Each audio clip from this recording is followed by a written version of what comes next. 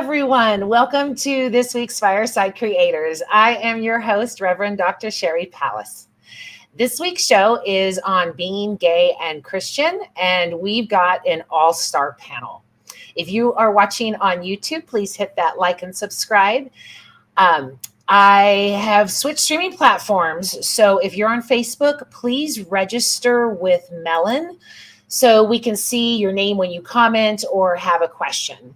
Please keep all comments and questions related to the show, and remember, this is a safe space. Let's give a shout out to our sponsors.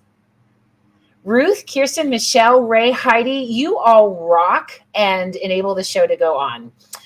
If you enjoy the show, please consider supporting it. You can go to sherrypallas.com. And there are all kinds of options there. You can go to the support tab, and there are literally dozens of ways to support the show and me. Thank you in advance for supporting my work, but more importantly, thanks for being here and welcoming us into your home. I know it's election night. I know polls are closing, but it's going to take hours for results. So come chill with us for a little bit and relax and learn something.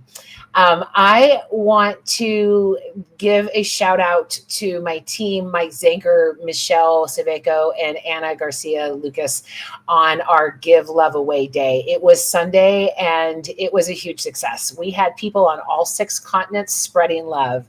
Now we have 363 days to practice and spread the love. Take a moment and send someone love. It'll fill you and cover the planet. For more information on the movement and to join us, again, go to my website, sherrypallas.com, or look for the group on Facebook, A Moment of Love. But thank you in advance for supporting and taking a moment to share love. Okay, on with the show. We have...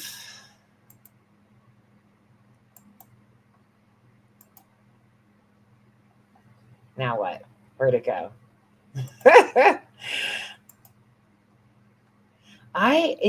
This new app I'm all about it, but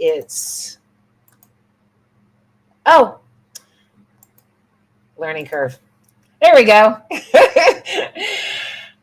Reverend Amanda-Gayle Reed was born and raised in West Virginia and was ordained in the West Virginia Annual Conference of the UMC. After coming out as a queer clergy member, she transferred to Oregon-Idaho Conference and currently serves churches in Gooding and Kimberly, Idaho. Welcome, Reverend Amanda. How are you? I'm good, thank you. Watching me fumble through all of this tech, huh? That's okay. Next, we have Mykal Shannon. Mykal is a retired sergeant from the Mecklenburg County Sheriff's Office. He is the founder and pastor of Dynamic Faith Ministries, Inc. in Asheboro, North Carolina. He is an activist for social change and an advocate for transgender justice. He wrote Trans Expression, The Many Faces of My FTM Journey, and is featured in the Many Faces, and is featured our author in the book about resilience, Otherwise Christian Too, by MX Chris Page. Pastor Shannon is also part of a documentary, Proper Pronouns, directed by Meg Daniels, that speaks to the stories of trans leadership in North Carolina. He continues to be a voice to lift awareness and to fight the good faith of fight of faith. Hello, Mykal. It's so good to have you back. Thank you, Dr. Sherry. Thank you for inviting me. I'm glad to be here. And next, we have Andy Wells.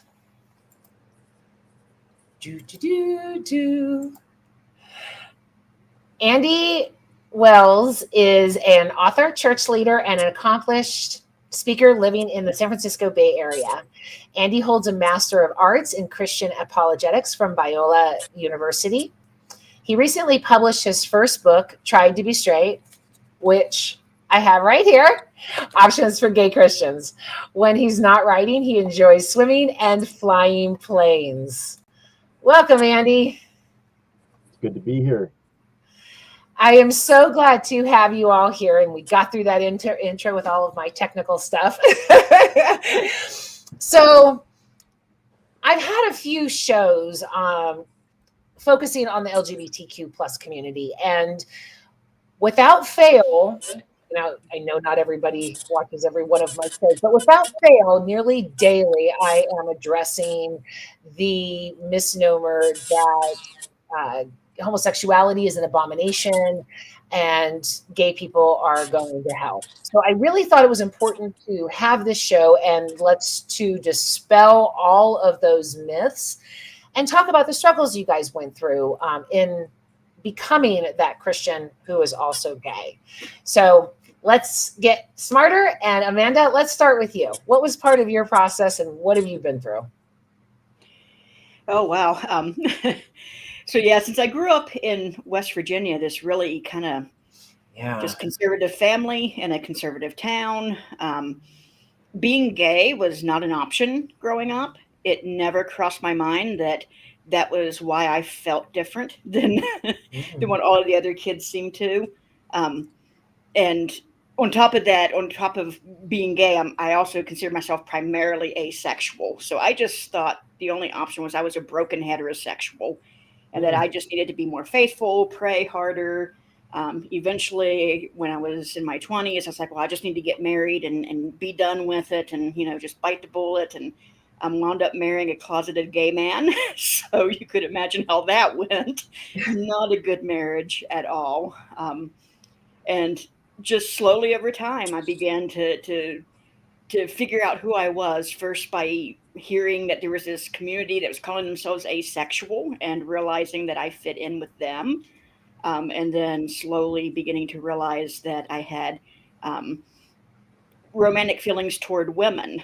May not have sexual attraction toward anyone, but I had romantic feelings toward women, and eventually just kind of came out and was kind of put in a place where I was kind of forced to come out by my church, and things did not go well at that point.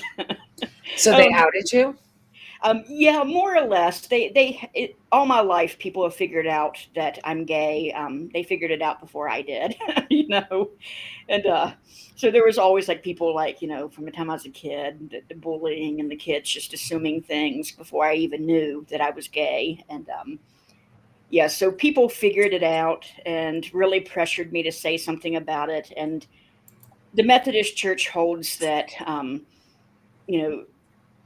they ordain queer people as long as we are single and celibate, basically. They don't want, what is it, the wording, self-avowed practicing homosexuals. Not entirely sure. Are heterosexuals allowed to be in relationships in UMC? Yes, married relationships. They are expected to be chaste in singleness. But gay people are not permitted to marry at all. And so I was single and celibate, and I had some friends who were in same-sex marriages, and I knew they wouldn't be safe to come out. And so in a lot of ways, I kind of wanted to press the hypocrisy issue and just say, well, I am that single, celibate, queer pastor, and, there's no charges you can bring me up on. I'm within the letter of the law of our church. And of course, all hell broke loose when I came out, to the point that the district superintendent, who saw me through the ordination process, said, if I had known that you were queer, you wouldn't have gotten through the process. And wow. Yeah, became so not everybody knew you were. Yeah, that's true. But it became clear that I did not have a future in the West Virginia Annual Conference, even though that's, where I was born and raised. My family's been there since the 1700s, and it became imperative that I move away. And so I'm 2,000 miles away from that now. In a loving environment, like loving, accepting environment? Yes, actually, when I first came here, I was put back in the closet by my district superintendent, who appointed me here. At the time, I was the only queer clergy person serving a Methodist church in Idaho. And I went through the slow, painful process of coming out a second time. But it went a lot better here, which kind of surprised me, because this is just as conservative an area as I had come from. Oh, yeah. But I think it's more that Western mentality of live and let live. They may not approve of it, but if I'm not shoving it in their face, they're like, oh, okay, we're cool. And So, but Mykal ended and has been very loving and supportive. And even after I formally came out to them, they still request year after year that I stay here. So it's... Well, that's good. Yeah. Mykal, what about you? Well, it was a bumpy road, that's for sure. I grew up Seventh-day Adventist. So if anybody understands the regimented type of religion that is, to be someone like me who was assigned female at birth, always connecting only with a male mentality, I was in trouble already. So, you know, my situation was a lot like Amanda's. You just try to play out what it is you think is expected of you. And you learn to keep the things that you can't really articulate well. That becomes your secret to carry. So you're going through life, puberty, all of this with these things that you cannot articulate. And the one safe place that you think you have always is God or the church, right?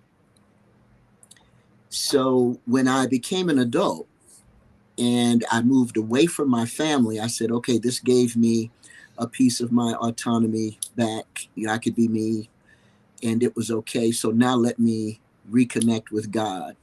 And I just assumed that it would be okay, especially if I didn't join, if I didn't say anything about who I was, you know, the fact that I'm presenting as female and I like women. So even though I know that that's not fully where I need to be, I'm there, but I figure if I don't say anything, I'm okay.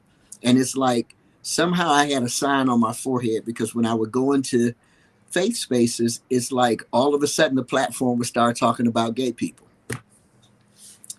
So it didn't take me long to realize that this place that I'm going to, looking for God, acceptance, love, all these things that I was taught as a kid, I was getting rejection and the side eye thing.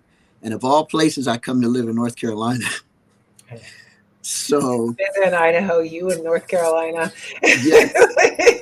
So it was difficult for me, Dr. Sherry. I was isolated on top of isolated. And even though I was mingling with people, it's always like an out of body experience. You're just watching yourself pretend. And that's what I was doing. And by the time I found language to say that I am transgender, you know, even though I was assigned female at birth, I'm very male, and that's all I know how to connect with. There was such ostracizing with church spaces until I took 10 years to just kind of run and just stay away. Even though I knew I had a calling on my life to be a pastor, I understood that, you know, from what society said, what I thought the church was saying, God didn't want me. It took me to develop a relationship with God on my own to realize that none of this stigma was true. So probably I was 50 before I was well-rounded enough to be okay with me and God. Wow. Andy, let's push the book for a second. Yay.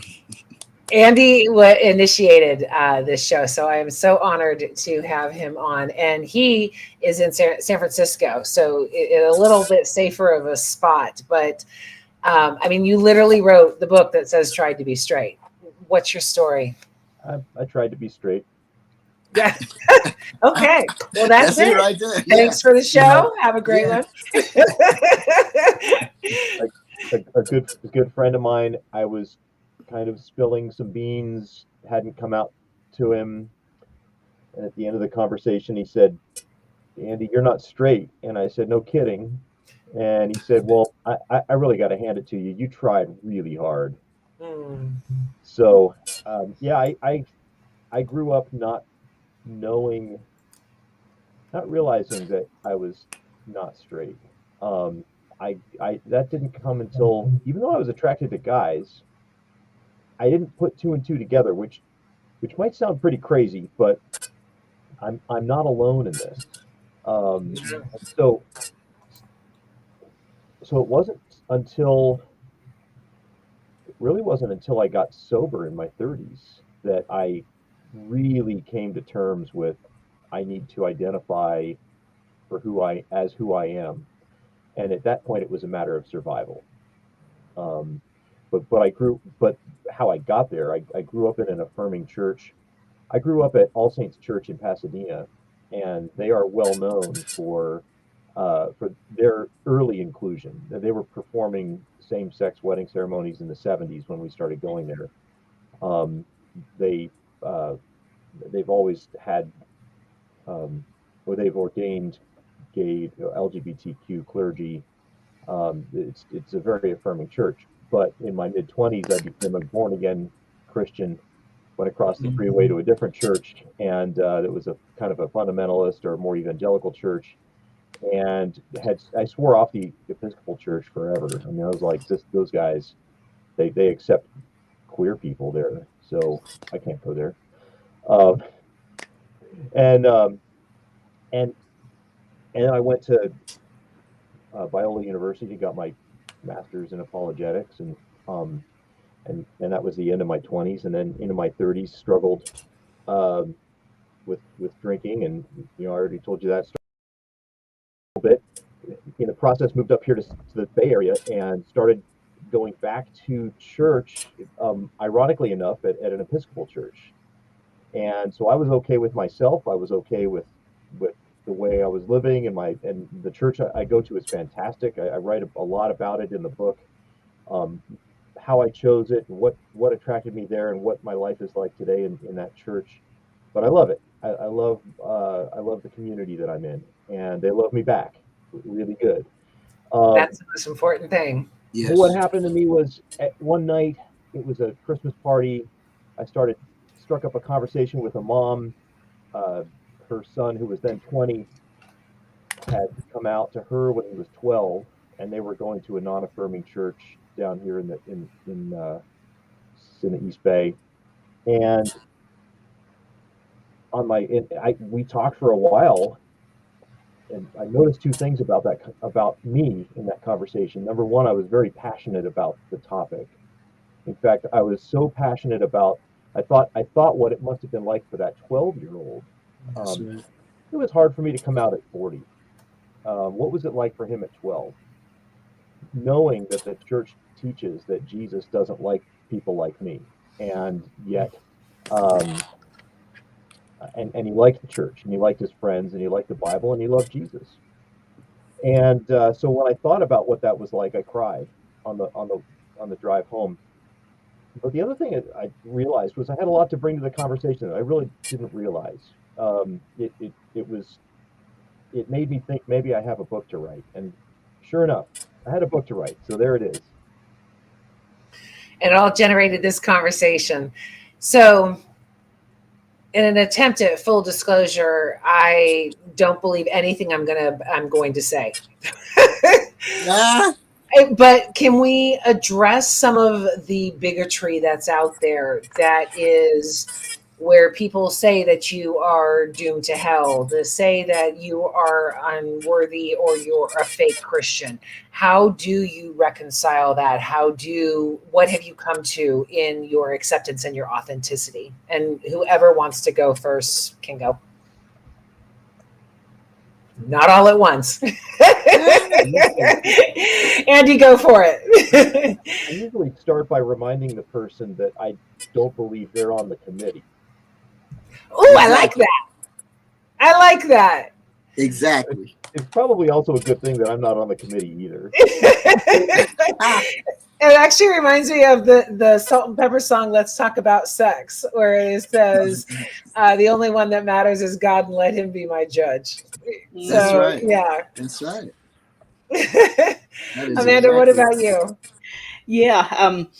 I just reiterate to people all the time, the only identity that matters is my identity as a child of God. And everything else, all of those other earthly labels, that's between me and God. So, yeah.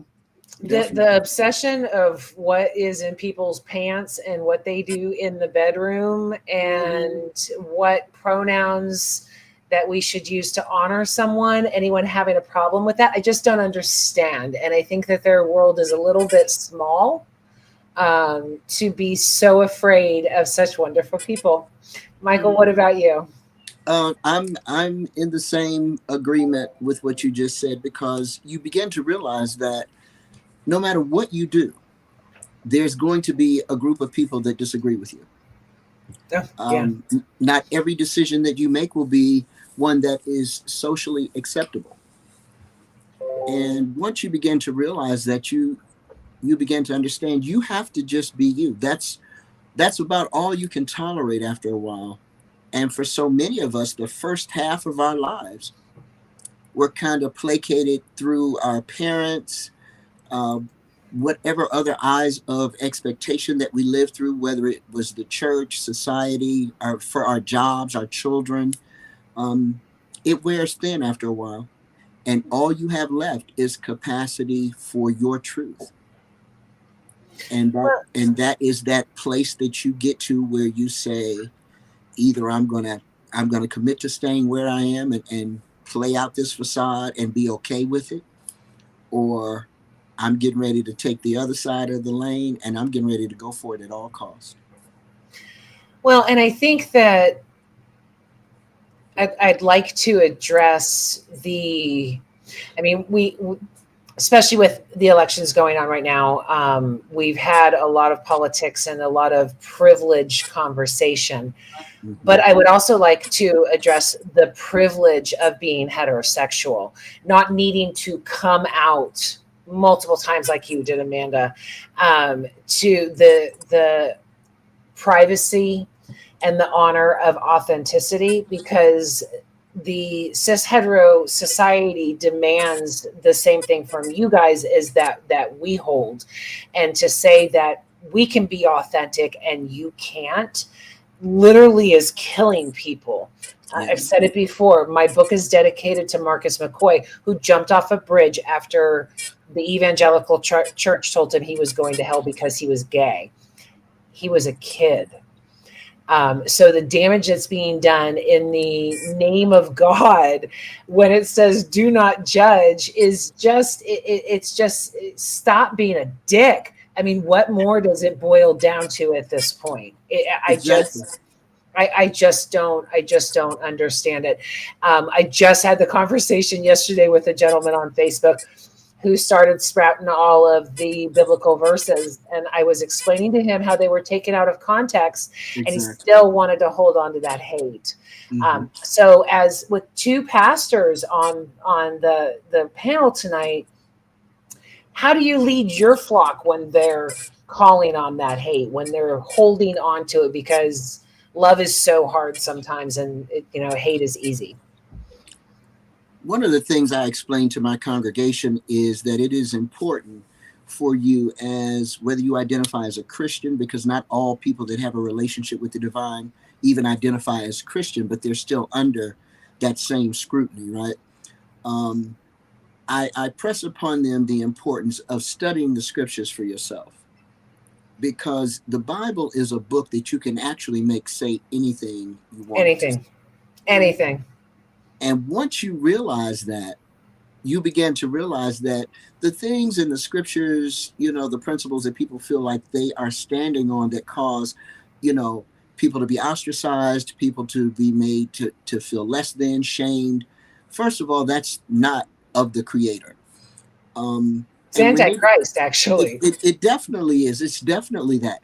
So when they begin to study for themselves beyond the indoctrination of the institution and the edifice and, all the things some of our elders and ancestors have taught us and shown us, they begin to realize that, some of this is a cultural thing. Do you remember 25 years ago, 30 years ago, to have a child out of wedlock was such a devastating shame to the family. That's how I came into the world. Do you remember the time where if you got married and divorced, you were just the epitome of disgrace to your mother.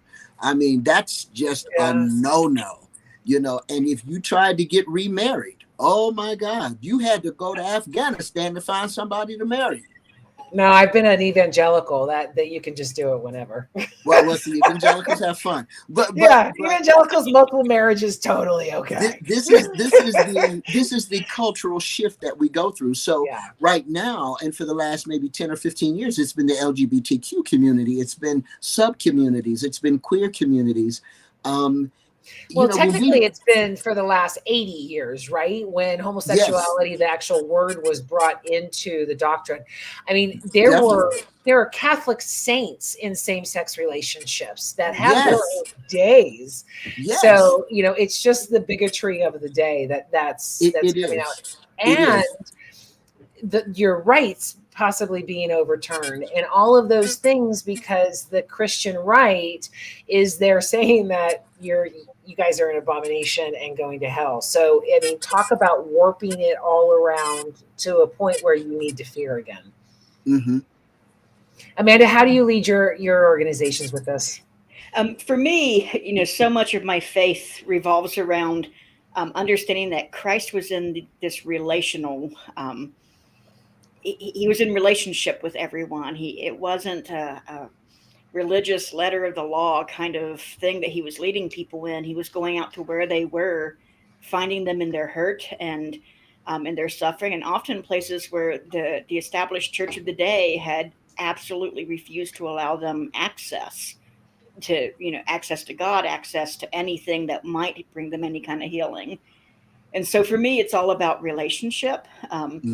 Even how I come out is in small bits and drips here and there, as I build the relationships and the conversations are, come organically. I've never stood in the pulpit and made a grand announcement.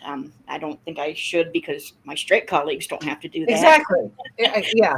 I have never walked in and went, I'm straight. Yeah. Never. Exactly. So I don't want to do it that way, but just in relationship. And I find that, and this is problematic in and of itself, that for a lot of people, they don't really understand something until it applies to them directly. Mm-hmm. I wish that people in general had more empathy than that, but I do find that, if I'm willing to engage in that relationship with them, they can get to know me. They see how much I love Jesus. They see how much I've dedicated my whole life to him. Mm-hmm. And eventually they'll hear my story about, how I was so desperately wanting to be in this good relationship with Christ, and that the church around me was saying I could only do that if I was straight, that by the time I was 23, I had 2 suicide attempts. And so as they hear those stories and they begin to hear the pain, I think sometimes they start to come around a bit. And what I found is, as I have those organic conversations, almost always it'll come up that, they've already had loved ones who have come out to them and that they've struggled with, and that they've had these questions about, and they just don't know how to handle it. And so it just opens up a wide range of opportunities to really dive into the relational nature of what Christianity is supposed to be. That's good. I think that's a really good spot to give a shout out to Free Mom Hugs and Mama Bears, who support those families, those transitions, those acceptances. One of the things that kind of breaks my heart with what you said is, throughout the shows, we have come to the conclusion that true love is honoring the person in front of you, seeing them, not who you want them to be, truly honoring them. And it breaks my heart that you have to earn that. That should never be seen in the church. You should be honored regardless. Mm-hmm. So I just want to throw that out there. Andy, I have a question for you. Okay. If you hadn't had the influence of the church, would you have still tried to be straight? Gosh, that's a really good question. I think what it comes down to is, I was conditioned by many different factors in society, and I grew up in a church that wholly accepted LGBTQ people. So I don't know. I think by the time I was considering it, I certainly wouldn't have gone to conversion therapy. so yeah, probably not. I probably once I kind of put two and two together, and I may not have done that. I do want to comment a little bit on some of the conversation we just had. Of course. I do understand the people who read the Bible and find that that being gay is a sin. If you read the English as it's translated, it's very easy to come to that conclusion. Mm-hmm. Now, the one passage that absolutely baffles me is the story of Sodom and Gomorrah, because that is a passage where, my litmus test for that one is, okay, if the two angels who were guys, and for the people who aren't familiar with that story, the two guys walk into a town. One of the people, this guy named Lot in the town, invites them to spend the night in his house. All the men in the town, young and old, show up at his front door and say, send out those two visitors so that we can rape them. And then things ensue, and it never happens. And then the entire town is destroyed the next day because they're so wicked. And so people use that in fact, that's where we get the term sodomy from. My question is, if those two visitors had been women, would it have been less of a sin? And if your answer is no, it would have been just as bad, I will congratulate you for being a good human being. And secondly, it means that Sodom and Gomorrah had nothing to do with the sexuality. And in fact, we look at the cultural things and all that. But what has to happen is, if you look at the doctrine of the Trinity, you won't find that easily in the Bible if you're just a casual English reader. Okay, you'll find it, but you got to do some work.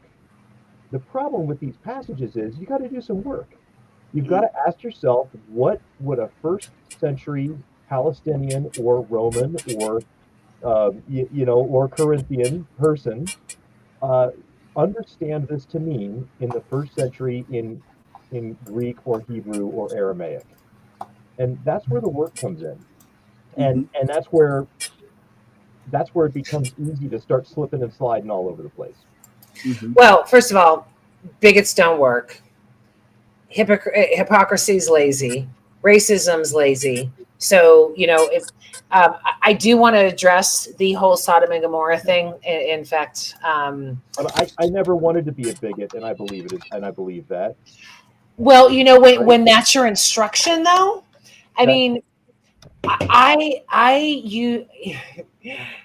quick side story. I used to love the story of Noah's Ark. I used to love it until I realized that there were children and women and men beating on the side of the ark as they drowned. So when you look at Sodom and Gomorrah as, oh my God, they destroyed all of those evil people who were gay, it adds that connotation, but it's completely inaccurate. Yeah. It's in Ezekiel, and I think it's 1822, but it discusses why Sodom and Gomorrah were destroyed, and that was because of their cruelty to migrants. They thought these angels were migrants. They were raping them. They were stealing them. They were doing high bounties. They were not allowing people to pass without robbing them. So ironically, you have all of these people at the border saying, you can't come here. We are Christians. This is a Christian nation. It had nothing to do with homosexuality. And then tying sodomy to it became the ultimate misnomer. Right. It was truly implying when, again, it had nothing to do with homosexuality. It was cruelty to migrants, like rape, as an example. So when that is a really good point to address, and it's one that kind of gets me a little bit crazy because it is a complete mistranslation of everything that it was about, and it enables all of these people to be complete assholes to gay people and migrants still. So we've lost the whole point of it. Exactly. And I want to comment on something Andy said that is very true. With these clobber scriptures, as we've known them to be called, and we call them ourselves. But the other side of that truth is you also have to do the work just in general. If you're going to quote the scriptures, if you're going to say that you have a relationship with the divine, then don't just saturate yourself on scriptures that you think throw ostracism and judgment on somebody else.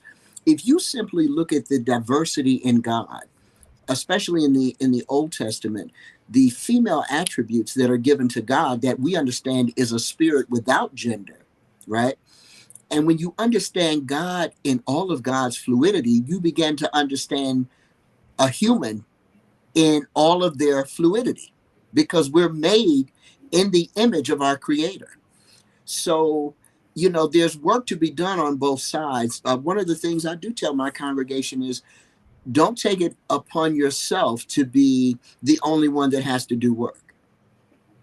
Don't take it upon yourself to be the only one that has to do work, because sometimes no matter how much work you do to enlighten yourself, there's still going to be that culture, that social connect that says this is wrong or this is inappropriate, just because of how they want to view it and the perspective they want to remain in, irregardless of what they're faced with, irregardless of any awareness that they're given. So, it's work to be done on both sides. The willingness to do the work is where the true question comes in. Mm-hmm. Well, and I would I'm a big onus person. It's on us to do it. I think that it is on us to do all the work, but we can't expect someone else to do it also. But when we do the one change, one flame can light a million candles. Yes. When you do that, the ignorance is where this hate it comes from. So if you're going to have the energy enough to hate and to be a bigot out on the streets and deny people any type of rights to God, it just doesn't work that way. You just can't. I'm sorry. I get a little frustrated because I just don't understand how anybody could talk to any of you and say you're not worthy or you're going to hell. It just doesn't make any sense to me. It is definitely a real place. One of the tough things that people say, and in my book, I basically tell people that I don't need you to believe that being LGBTQ is not a sin. Good. Because there needs to be room for, I can't get over my belief that it's a sin. Now what do I do? And there needs to be an option for that person. And I think what I try to get out is that reasonable people using the same rules that the conservative interpreters use to condemn me, so other reasonable people use the same rules to say that no, it's not a sin, and we're using the same playbook, and now we disagree on how we use the playbook, and we disagree on the conclusion. That's fine, but some people say, oh, you've thrown the Bible out. And some people have. I have not. I haven't thrown the Bible out. I take it literally. The meaning of whatever the original writer intended when they wrote whatever it was that they wrote, that's what I think the Bible means.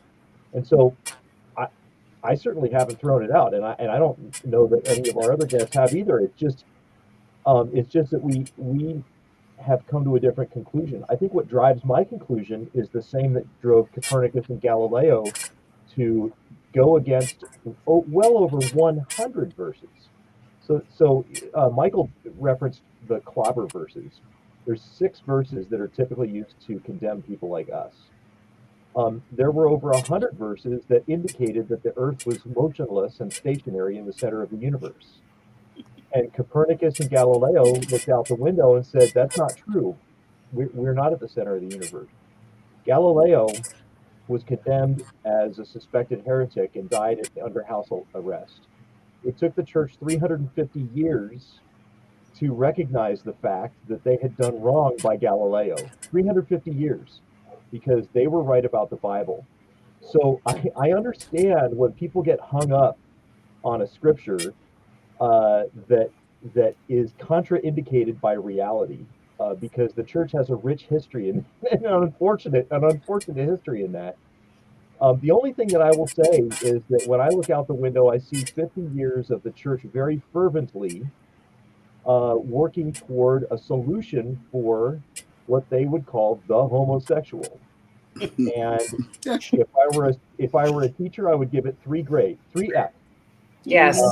Failure, fraud, and fornication, because that's all they've gotten out of it. Yep. So look, it doesn't work. And if the God, the creator of the universe, the all-powerful, all-seeing, all-knowing being that loves each and every one of us, was really into me not being gay, God would give me a way out that would actually work. Mm-hmm. And God has not. And the last thing I'll say is that there are some people running around with very successful lives and very happy lives that claim that it did work.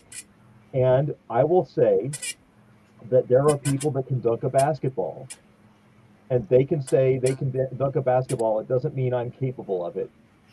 So that's my hermeneutic, guys. That's how I say, let's look at this verse a little differently, because when we look out the window, we see something that's not represented. Well, I always like the creative nature of the hate and bigotry, because, especially when people are arguing with me on the internet saying the Bible is the only way and it's, literate. And it's like, you don't believe that because you're arguing with a woman right now. You don't believe that. There are more scriptures condemning eating shrimp and lobster and crabs and pork. There are more verses to say to kill your children. So it's selective, and to have those types of things to just hold on to is just got to be fair. Those clobber verses are convenient. Exactly. Exactly. They're convenient, and also I want to make this point. There were times that I believed it. There were times that I told myself all the same things that society said about me. There were times that I lied, that I fabricated having straight relationships just to be a part of the conversation. There are times and by the way, that's more damaging than being authentic. It definitely is, but that's don't know not loving your neighbor. No, but you don't know that at the time. No, I'm not faulting you. I'm just saying. Yeah, because of the indoctrination, because of your love for your parents, your church community, not wanting to cause a problem, whatever it is, we didn't walk into this knowingly and understanding all that we were. So the other side of this that is very sensitive is to understand human nature as well. It was just like for me to have to explain transgender to my mother. That was difficult. And because I was 50, I had finally walked into my own self and my own transparency, authenticity. I was retired from my job. I no longer had to worry about being fired by the county because I was bringing them all this bad press. I didn't have to worry about all of this, and I could finally live my life. I'm 50 years old, and I want to take my best friend, who was my mom, with me. And she tells me, I'm going to need time for this. As a matter of fact, I walked through your season of being same gender loving. I can't go any further with you. And she's crying. And she says, I don't want you to think that you're alone. I want you to be okay. But Mom just can't, I can't comprehend this. I had 4 daughters. I don't even know how to explain you. And although it hurt me, God gave me what I needed to minister to my mother in that conversation. Even though my heart was broken, I'm preparing to come home for her 70th birthday celebration, and I'm the surprise. She doesn't know I'm coming. And this is what she tells me, I understand who you are. You changed your sex, and I just can't walk any further with you. So needless to say, I didn't make it home for that birthday celebration, nor have I been home since.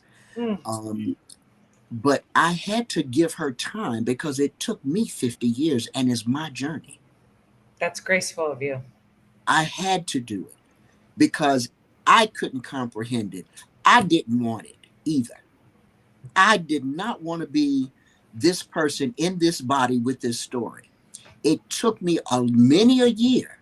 And then I realized I was evolving. I wasn't same gender loving. I was trans.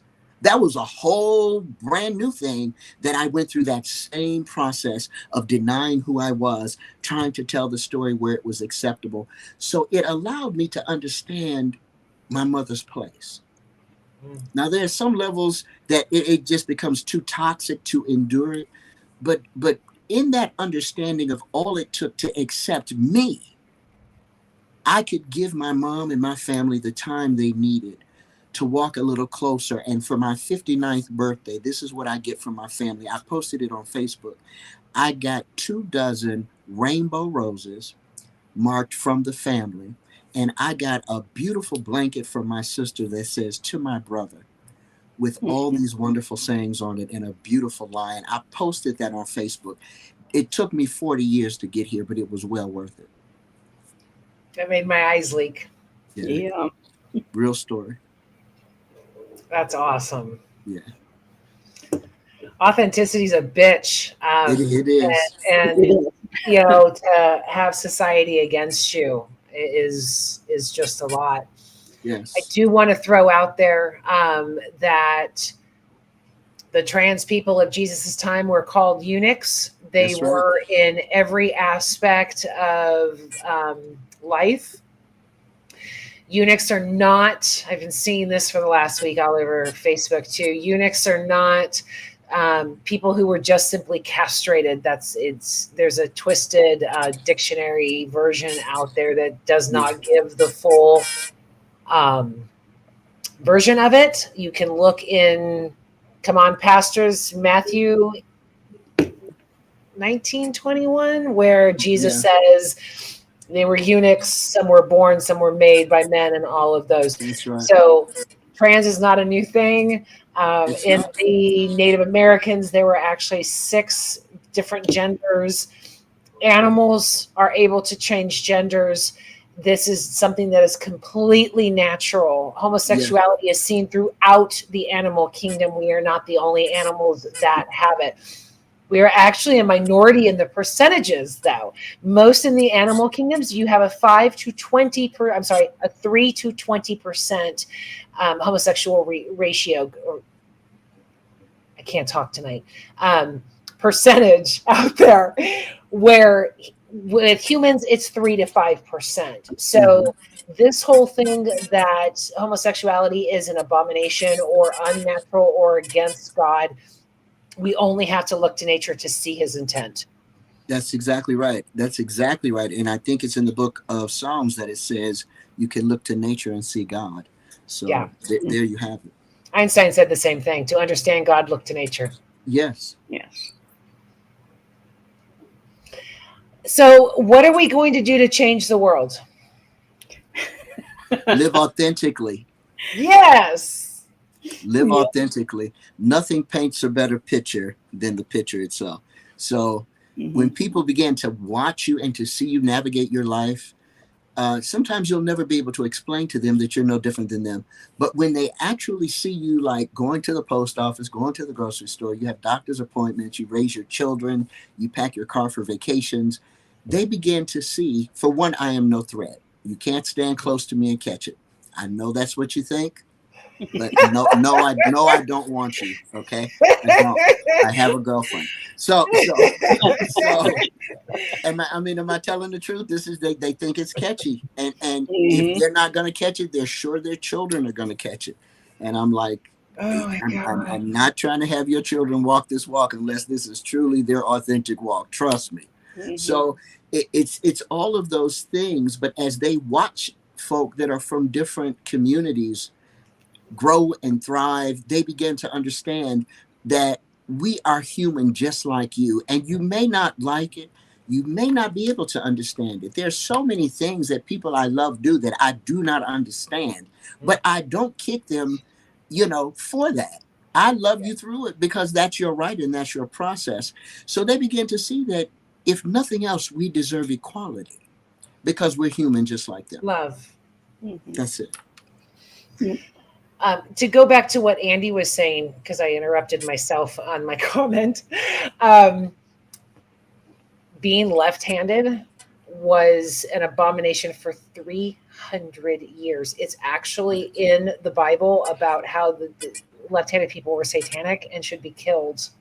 So we look at our lives as, 50 to 85, 90 years, and we look at these generations, and it is so much better to err on the side of love. I mean, if it was a couple hundred years ago, we would be having a show on, is it okay to be left-handed and Christian? Exactly. And we look at that now and go, well, that would be fucking stupid, right? Can you imagine? I mean, if someone even said we should have a show on it, I'd be like, well, no one believes that. But it is in the Bible. And, it's just another thing it's another exception to the rule of love. This is our time. And unfortunately, you guys are the targets. Yeah, that's pretty much how it goes. And I used to be left-handed. And my grandmother told my mother, don't switch. Oh my God, Mykal, don't black, do that, because trans, left-handed. if you switch, then there's going to be this problem in the brain. So now my mother thought she thought she was the reason that this happened. God. Yeah, that left-handed thing was an issue. Yeah. Well, for me, to borrow a phrase from my conservative friends, guys, be quiet. I really believe, sorry, I've got youth members here, because my youth group is predominantly LGBT. It grew from having no kids to having about a dozen, and most identify on the spectrum somewhere. And so I invited a couple of them to come watch. Welcome to Fireside Creators, guys. But they've unable to stay quiet for the full hour as I instructed them to, clearly. That's fine. We just learned how to do that. Yeah, so anyway, more to fire. To borrow a quote from my conservative friends, I feel like how we change the world is we stand our ground. I understand why so many of my LGBT friends have left the church. The gates of heaven have been slammed in their face over and over again, and church trauma is real. But for those of us who have the ability to stand in that place, I refuse to give up my Jesus because other people think Jesus is too small to love me. So yes. Yeah. So stand my ground, stand your ground, refuse to let, them corner the market on who Christ loves. We've got to show that Jesus is bigger than that. And that's right. Yeah. So much bigger. We want everything in a box. Yep. Everything. Mm-hmm. It's easier. Mm-hmm. It is. I on changing the world, I really focus on the individual. I wish that the conservative church would turn, but it won't. And it really is a call to repentance. And I believe that the position that they've taken is the position of sin. But it's not my calling and there are others who are calling them on that. People like Matthew Vines and Justin Lee and others that are out there working hard. And I'm working hard to help individuals understand that they are a part of the story, that they are part of the gospel, and that they have the inheritance that Jesus promised. And so in doing that, I encourage people to leave the churches that are oppressing them so that they can go to a place where they can grow. I believe that we are called to grow through service. And so rather than obsessing on how much I sin and where I sin and what this is a sin and that's a sin and the other thing's a sin, what I'd rather people do is look for opportunities to serve each other, because that's really what Jesus called us to do. I believe Jesus called people to an impossible repentance. And the reason the Sermon on the Mount sounds so incredibly impossible, and if you don't believe me, skip to the end. Matthew 5, verse 48 says, "Be perfect, therefore, as your Father in heaven is perfect." Okay, so Jesus called us to a repentance that's impossible. But Jesus called us to serve and love one another, and that is possible. So let's do that. I believe in finding a way to look at to look at ourselves in the eye in the mirror with a level of honesty rather than platitudes. And I encourage people to live a life of gratitude rather than worry and fear. And so what I've written, 90% of my book has nothing to do with being LGBTQ. There's an awesome chapter on conversion therapy that is hilarious. It would be hilarious if it wasn't so horrible and hurt so many people. There's a chapter on celibacy that nobody in the church will follow. And there's a chapter on, and there's 2 chapters on the gospel, and there's a chapter on why it's important to go to church and be in a church, and why it's important to serve and love each other. And I think, so I think more we're called to grow in Jesus, and that will produce the church that truly loves people, and the church that does not will fade away into a death of obsolescence. And that is one of the options that the conservative, non-affirming church has in its future. So that's where I hope to change the world, and how I hope people will benefit from my work. I like that. Well, we are at the top of the hour already. This was a fantastic, right?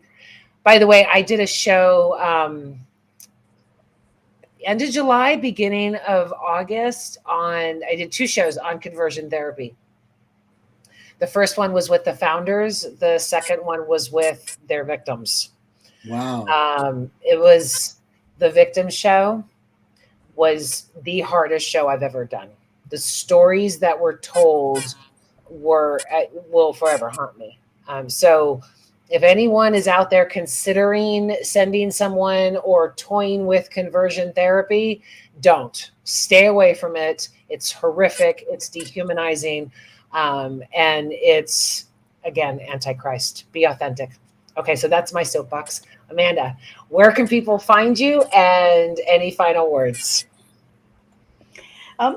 Just thanks for having me. I have a blog that hasn't been all that updated since COVID.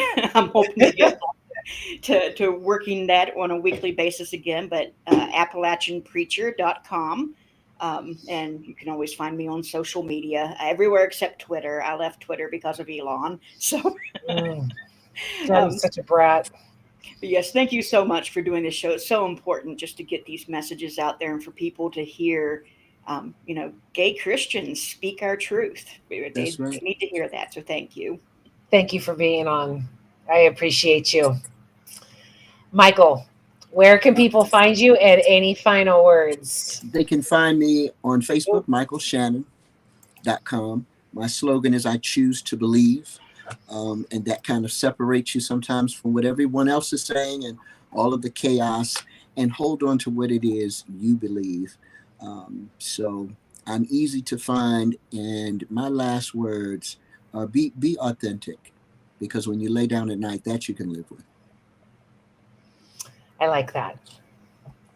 I don't think I shared where people could find me, and I want to be found. No, it's all expose here now. You got to be able to do it. Andy, TryToBeStraight.com. There you go. Message me. I love hearing from people. Absolutely love hearing from people. TryToBeStraight.com. And if you can't find me there, just Google Andy Wells and gay.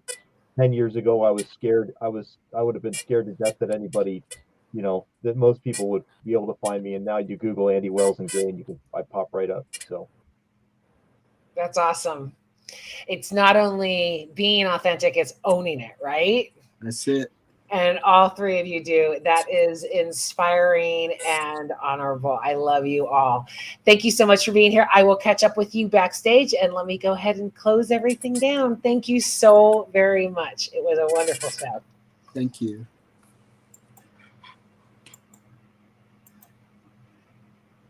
I love these. I know that I say that every week because it does just completely fill me up.